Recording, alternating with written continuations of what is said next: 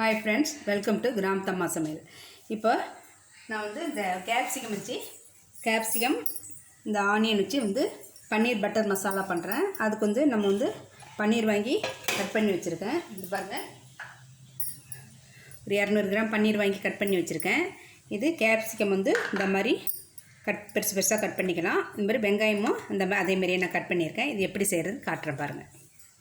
இப்போ வந்து இதோட நான் வந்து இப்போ வெங்காயத்தை நான் போட்டுடுறேன். ஸ்டவ் ஆன் பண்ணிவிட்டு எண்ணெய் விட்டுருக்கேன்.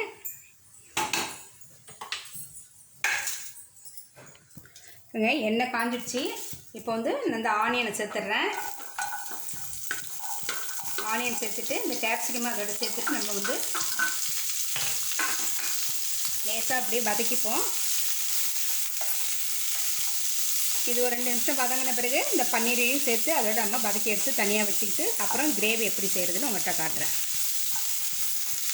பாருங்கள். இப்போ இந்த ஆனியனும் கேப்சிகமும் நல்லா கொஞ்சம் வதங்கி வந்துடுச்சு. இப்போ வந்து வேறு பிளேட்டுக்கு நான் மாற்றிடுறேன். மாற்றிட்டு இதிலே நம்ம வந்து பன்னீரையும் நம்ம வந்து போட்டு கொஞ்சம் லைட்டாக ஒரு ஃப்ரை பண்ணிக்கலாம். இப்போ இது எல்லாத்தையும் நான் எடுத்துடுறேன். இப்போ வந்து நம்ம பன்னீரையும் எடுத்து இதில் வச்சிரும்.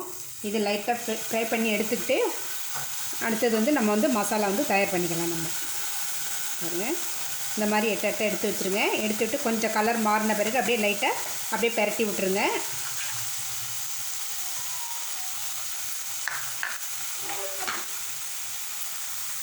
பாருங்கள், இந்த பன்னீர் வந்து இப்போ ஃப்ரை ஆகிடுச்சு. இதை எடுத்து நம்ம வந்து வேறு பிளேட்டுக்கு வந்து நம்ம மாற்றிக்கணும்.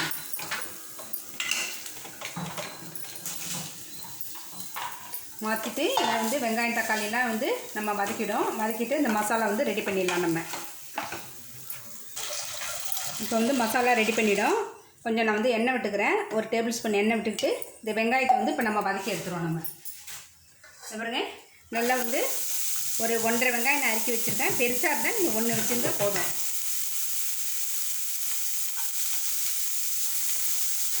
இது வெங்காயம் நல்லா வதங்கி வரட்டும். கொஞ்சம் கலர் பாருங்கள். இப்போ வெங்காயம் நல்லா வதங்கிடுச்சு. நான் வந்து ஒரு டேபிள் ஸ்பூன் இஞ்சி பூண்டு சேர்த்துக்கிறேன். இது நல்லா வதங்கி நல்லா பச்சை வாசனைலாம் நல்லா போகட்டும். இஞ்சி பூண்டு பேஸ்ட் நல்லா வதங்கிடுச்சு. இப்போ வந்து நான் வந்து 2 தக்காளி கட் பண்ணி வச்சு அதை நான் வந்து அரைச்சிட்டு வந்திருக்கேன். அது இதோட நான் சேர்த்துறேன். சேர்த்து இதையும் நல்லா வதக்கிப்போம். பாருங்கள், இப்போ தக்காளி நல்லா வதங்கிடுச்சு. இப்போ வந்து நம்ம மசாலாலாம் சேர்த்துருவோம். ஃபஸ்ட்டு 1/4 டீஸ்பூன் மஞ்சள்தூள் சேர்த்துருக்கேன். மிளகாத்தூள் 1/2 டீஸ்பூன் சேர்த்துருக்கேன். ஜீரகத்தூள் 1/2 டீஸ்பூன் சேர்த்துருக்கேன். இது மல்லித்தூள் 1 டீஸ்பூன். இது ஆம்ச்சூர் பவுடர் வந்து நம்ம வந்து ஒரு 1/2 ஸ்பூன் சேர்த்துருக்கேன். இது நல்லா சேர்த்து நல்லா வதக்கிப்போம். வதக்கிட்டு கொஞ்சம் தண்ணி விட்டு நல்லா வேக வச்சிடலாம். நம்ம இந்த மசாலா வாசனைலாம் போகிற வரைக்கும் நம்ம நல்லா வதக்கிப்போம். இப்போ இந்த மிக்சியில் நம்ம வந்து நல்லா சுத்தமாக கழுவிட்டு இந்த தண்ணியை வந்து அதிலே நம்ம சேர்த்துறோம். தண்ணி பத்தலைன்னா இன்னும் கொஞ்சம் நம்ம விட்டுக்கலாம்.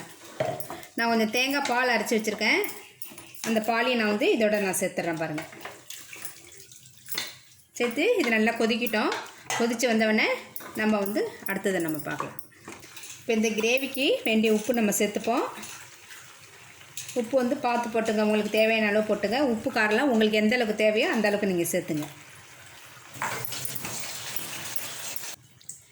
இப்போ இந்த மசாலா வாசனை பச்சை வாசனை எல்லாம் போயிடுச்சு. இப்போ வந்து இந்த கேப்சிகம் ஆனியனை வந்து இதோட நம்ம சேர்த்துறோம். சேர்த்து ஒரு 2 நிமிஷம் கழிச்சு இந்த பன்னீரை வந்து நம்ம அதோட சேர்த்துடலாம்.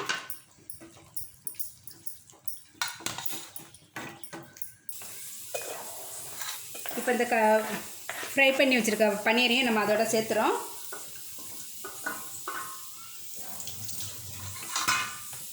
சேர்த்துட்டு இதோட கொஞ்சம் நம்ம கொத்தமல்லி சேர்த்துக்கணும்.